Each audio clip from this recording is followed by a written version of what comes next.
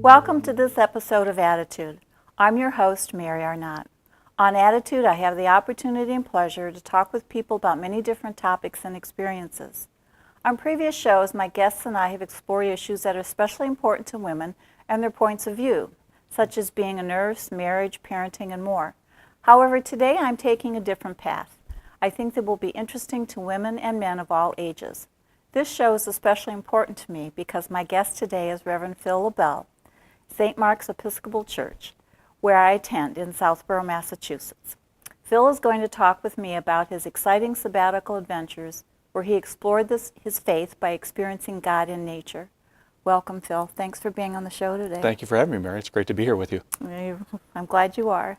I know from hearing from you about your sabbatical and reading things online that you posted, there's lots to talk about. There is indeed. But before we get to that, sure, I just want to ask you if you could share a little bit about your background so that our viewers will know who you are. Absolutely. I am an Episcopal priest and have a family of married to my wife, Melissa, and we have two kids who are, one's a teenager, one's almost a teenager, a boy and a girl. And we've been here in the area serving in Southborough for almost 8 years. And I've been ordained as a priest for 14 years in the Episcopal Church. And before that, I did marketing communication stuff with high-tech firms. And I have a background in English but did marketing communications.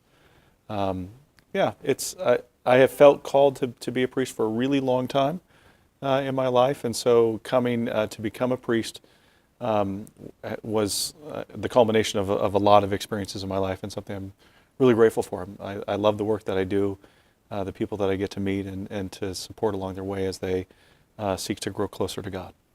Well, speaking from a personal point of view, I'm really glad you're the priest at St. Mark's. Well, thank you.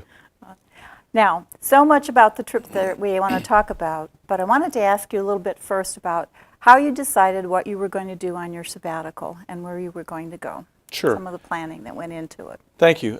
Last year, it was the summer of 2017 is when I went on sabbatical. So 2 years before that, we began planning, both with lay leaders in the congregation and also in terms of my own understanding of what did I want to do with a sabbatical. It's a gift to be able to even take a sabbatical, and it's 3 months or 4 months if I tack on my usual vacation with it. And around that time, was around Christmas time, that I got this book called Backpacking with the Saints by Belden Lane that really, for me, kind of opened up an opportunity to really begin thinking about hiking as spiritual practice, which is the subtitle of this, of going out in the wilderness, something that I like to do anyway. Usually on my Sabbath day, which is Friday, I will go out and find trails to hike. I spend a lot of time up in the White Mountains doing some camping, and as a family we often go to Acadia. And so when I saw this book, I was like, oh my goodness, this is an opportunity to really explore how hiking could be part of my spiritual life and part of my spiritual practice. And Dr. Lane in his book talks about going off on hikes and overnight camping and backpacking trips, usually by himself, but he would take someone that he was reading along with him, so that he would find meaning. You know, he read people like Martin Luther or Thich Nhat Hanh and others. With each of the chapters, he's exploring their writings and kind of lays it out. But he combines it not just getting outdoors with wilderness experiences growing out of the mystic tradition, and even earlier the desert mothers and fathers in early Christianity, who left behind usually a life of not really opulence, but certainly a life that was convenient and kind of easy, to take a much harder life living out in the desert. And through all of that came this grand idea of applying for a grant through the Lilly Foundation, and to really see if I could go hike across our country and even into Africa through an opportunity with a large grant that St. Mark's was lucky enough to receive. So we were able to do that. Well, it sounds like you were planning it for a while, certainly, but how did you decide of all the places you could go in that time frame? How did you narrow it down to where you wanted to go and exactly what you wanted to do? Sure. Certainly, part of it was trying to dream big. What is it that we as a family would love to do? As I mentioned, we love going up to Acadia National Park in Maine and spending a week there camping.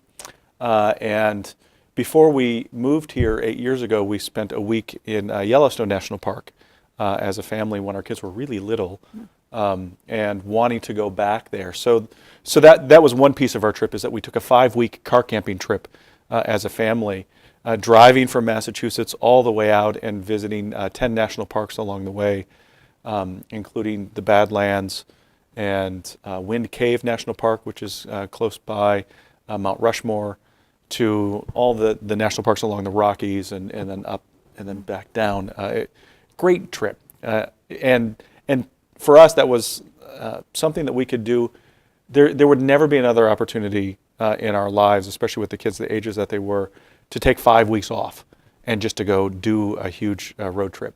So we spent on that trip, I think, like 20 or 25 nights in a tent. And we had to get a bigger tent because the 6-man tent wasn't big enough for the 4 of us.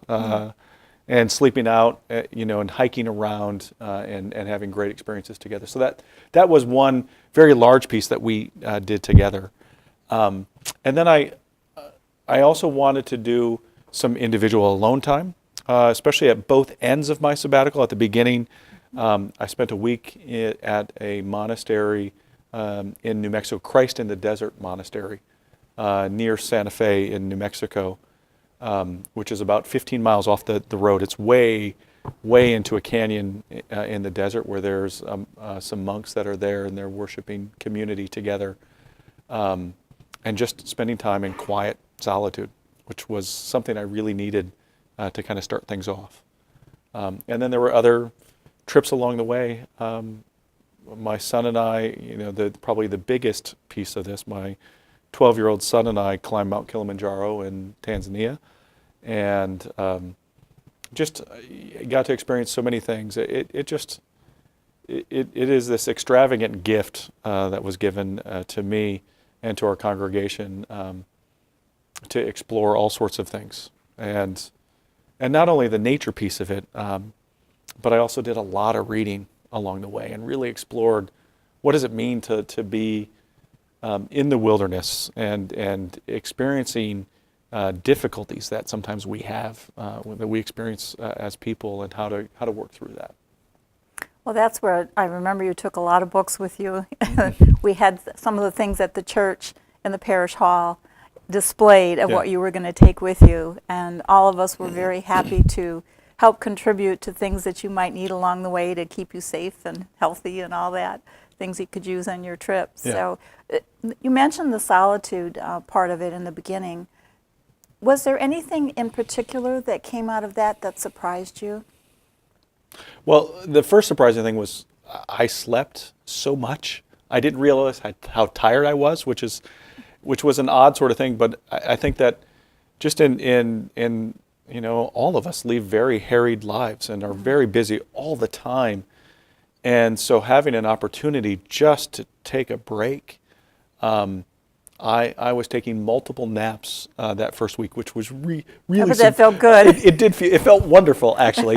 But it was also very surprising just to kind of see, how tired I actually was. But beyond that, what was really great was an opportunity just to step back. I mean, I was off the grid, really far away, and having that chance, to me, as a person who's more introverted than extroverted, was really quite wonderful. However, and this is the thing that I learned, when clergy go away on these sorts of experiences and sabbaticals, one of the things that we're told to do is to have no contact at all with the church. You need to really get away so that you're not kind of feeling pulled back in every couple of weeks. And yet, on that trip, I'd been off the grid for a week, and as I was coming out, I stopped and my phone, I got a message from my wife and I called and checked in. And then I also got email, so I started checking email. And I had seen that I forgot to take off my personal email address from the regular church email that goes out every week to kind of tell you what's going on. And I saw there was a death notice, a funeral notice that came through. I remember. And this was just, I looked at the date. It had only been 3 days after I'd gone, and I was like, well, there had been a couple of parishioners who I knew were in hospice care, so I thought, perhaps it was one of them. It wasn't. It was a long-standing parishioner who had had a heart attack and died suddenly.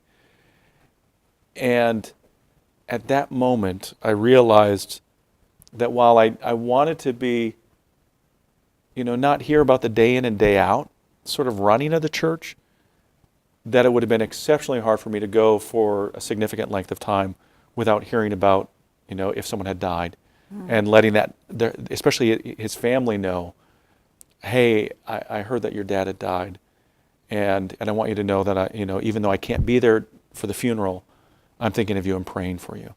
And so that, to me, was just a real learning of, even though I'm away, I'm still in that role of a priest a little bit. And even though you were supposed to disconnect. Exactly. Totally. And I did, and I was able to. And I think the other thing that grew out of that, in terms of my sabbatical, was that those wilderness experiences in our lives are always happening. That it might not be for me, but it might be for you, or it might be for someone else who is going through a really difficult time in their life. And those experiences, those hard times, can lead to new possibilities, but it takes time. One of the books that I read early on in this process was Thich Nhat Hanh, who's a Buddhist. His book, No Mud, No Lotus. Without the gunk, there can be no flowers in life. And that understanding, I think, helps to shape who we are too, as human beings, that those hard and difficult times can lead us to new possibilities if we allow that to happen. From my perspective as a Christian priest, I would say, that God has an opportunity to redeem those experiences if we allow God to do that. And I think that sometimes it's hard for us to allow God to do that, or we get so down or bitter or negative that we're not quite so sure how to move forward in those things. But I think with time and the support of friends, and for me, getting out in the wilderness, can really help have those experiences become something new. In addition to, I want to really spend some time on your climbing of Mount Kilimanjaro. Sure. But before we get to that, in addition to that, where you went there, where else did you go? So, as I mentioned, we visited those 10 national parks and did that. So that was Rocky Mountain National Park and Glacier National Park, Banff up in Canada, Yellowstone and the Grand Tetons, and Teddy Roosevelt National Park, which I didn't even know existed. So that was a big, that was 5 weeks of that. In addition, my wife and I went up to Vancouver, British Columbia for a week, just the two of us, and spent some time both in the city, but then also got to go up to Whistler and do some hiking up there. I went up to the Green Mountains of Vermont with my daughter for 4 days of just the two of us getting time alone, which was the first time that she and I had ever traveled alone together, which was just delightful. We'll get to Kilimanjaro, and then at the end of my sabbatical, I went up by myself for a week in Acadia during their Dark Sky event. I love learning about photography, and especially astrophotography and nighttime photography, so that was an opportunity to do that. And then I did a 6-day trip in the Boundary Waters canoe area in Minnesota along the Canadian border with two other folks through an organization called Renewal in the Wilderness.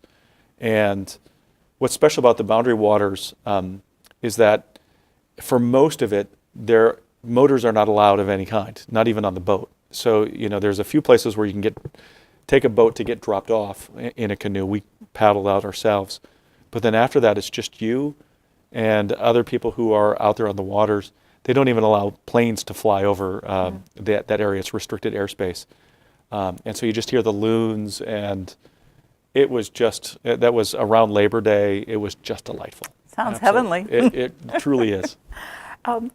You mentioned the book that you read about Without Mud, There's No Lotus. Without getting personal or anything, I'm digressing from some of the questions I said I would ask you, but without getting personal, did you find that you were able to explore maybe some of that mud in your own life and resolve some of those things being out in that beautiful, quiet, restful, places that you saw? Yes, great question. The answer is yes. I think what really started me on the journey toward hiking was that I had a significant leg injury. I had a tibial plateau fracture, so the top of my tibia, I got a break in it. And after surgery, this was when I lived in Colorado, I had 3 months where I couldn't put any weight at all on my left leg. And part of my recovery was wanting, some friends invited me to go to hike up to the highest peak in the Colorado Rockies, which is not very technical, thankfully, but a long hike. And you got to get up really early because you don't want to be on the top of a mountain after noon when storms can kind of kick up.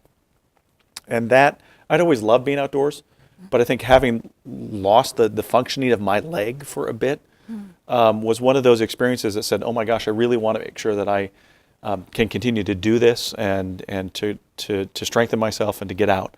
When we moved here, that translated into wanting to hike all of the 4,000-foot peaks up in the White Mountains. There are 48 of them. I think I'm on number 27 or something like that. But that leg experience was one of those experiences in my life where it felt kind of muddy. And I think, for me as well, the experiences, my dad passed away a year after I arrived at St. Mark's Church. He had been diagnosed with cancer, and I'd already lost my mom to cancer before my daughter was born. And so this is, I kind of came in, and as the priest of a church, I was like, I tried to balance church stuff with where my dad was, where I grew up in Michigan. And thankfully I had other family members there. But we got the call that it was 24 to 48 hours that he was given on Good Friday of all days. And for me it was like, I can't leave to go be with my dad because I need to be present with my congregation and to walk through, the most holy time in the Christian calendar, in the Christian year. And so after services on Easter Sunday, I went out, we got in our car. I think we had peanut butter and jelly sandwiches for Easter dinner that day, and started driving out to Michigan. We were going to catch a flight, but couldn't get a flight until Monday or Tuesday. It was all of the logistical stuff. And I got as far as Erie before we got the call that my dad had passed. And I think for me, when you lose your second parent, you feel untethered. It feels, that something that had been an anchor for you for so long is no longer there. Mm-hmm. And I thought a lot about both of my parents, actually, while I was on my sabbatical. Again, because life gets so busy, we don't take much time to try to think about these things or to process those things. And so I think I was finally able to the grieving, I had done some of the grieving, but also just kind of reflecting on the life and the gift that my parents had given to me through the examples of their lives and other things like that. So certainly some of that came up, among other stuff as well, as I'm sure you can imagine. Yeah. Well, I can relate to a little bit of some of the feelings because I lost my mom not too long ago. And yeah. I remember my dad had been gone many years. I remember saying, oh my gosh, I'm an orphan. Yeah. That's how I felt. All of a sudden, totally, another time, other topic. We are going to run out of time, though, if we don't get to Kilimanjaro. And Sure. I know that was a real highlight for you because you and your son did that. We did. And you have wonderful children and a wonderful wife, by the way. I won't mention names, but because you Thank never you. know who's watching. But anyway, yeah, great family. So tell me about the trip to the climb on Mount Kilimanjaro. And were you Yeah. prepared? Actually, we were prepared. I mean, it's even though it's the highest peak in Africa, and it's over 19,000 feet, so it is a ways up. It's still just a hike, and it's not technical. It's not like you need to do any ice climbing or anything like that, which is just great. So for folks who want to go do a hike, you can do it, and being able to do that hike, certainly, the grant from the Lilly Foundation, if we didn't have that, there'd be no opportunity for me ever to do this. It's expensive to get to Africa and to do this hike. But we had guides who were with us and people who carried our luggage. This is my backpack that I used. It was a day pack that had water and rain gear and snacks in it. I mean, truly that was it. The other stuff was carried by porters or Sherpas who were kind of running around. But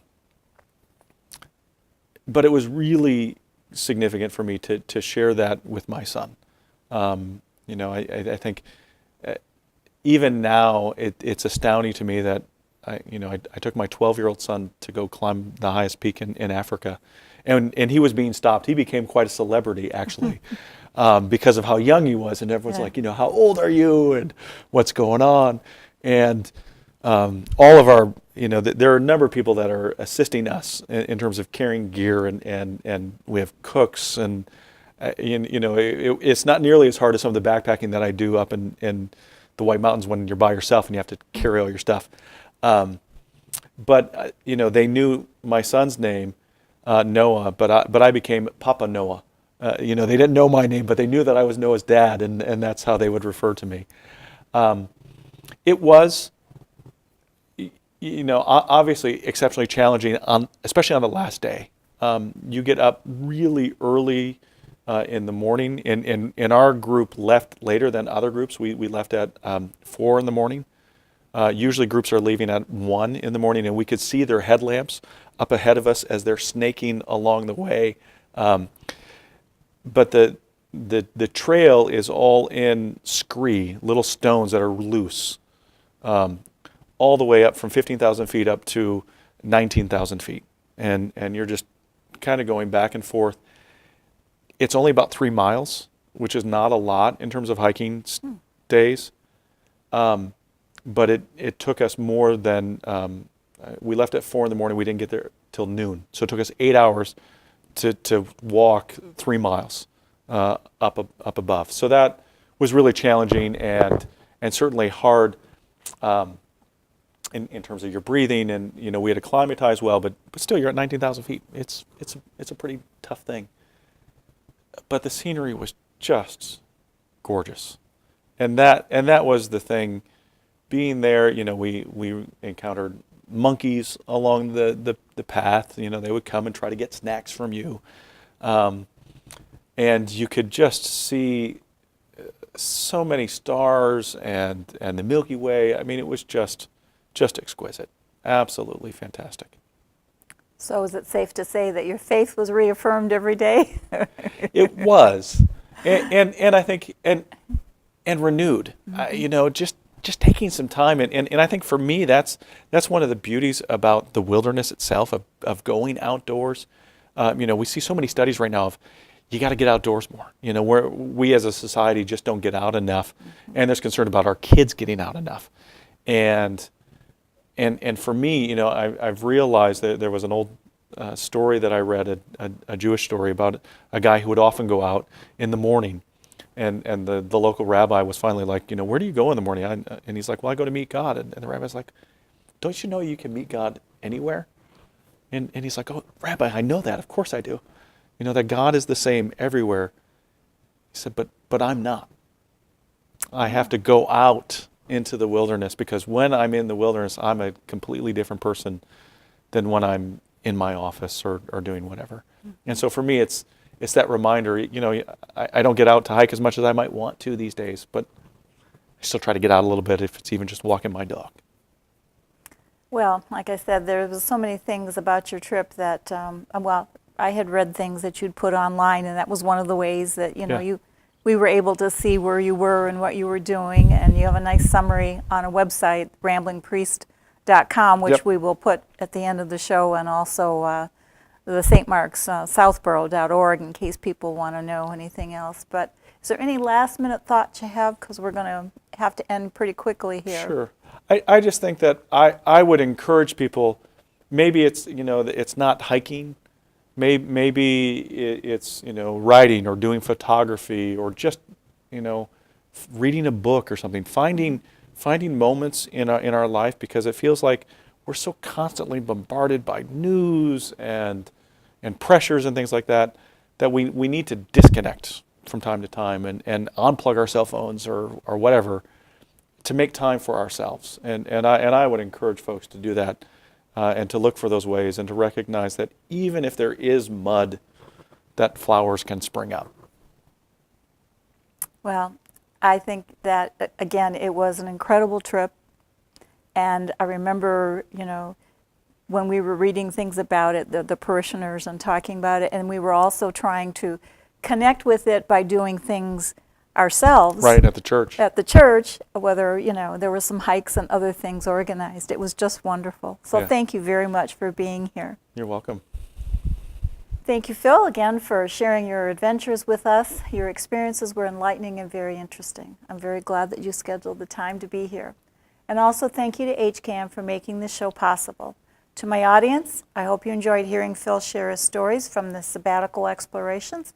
Perhaps you will take a second look at nature around you and have deeper thoughts of gratitude and appreciation for all the wonders that God has given us.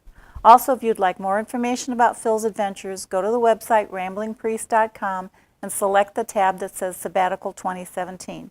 You can visit some of his sermons while you're there also. If you would like some information about St. Mark's, visit the website stmarksouthborough.org. And thank you again for watching. Please help to protect our environment and have a blessed day. I'm Mary Arnott, signing out with Attitude.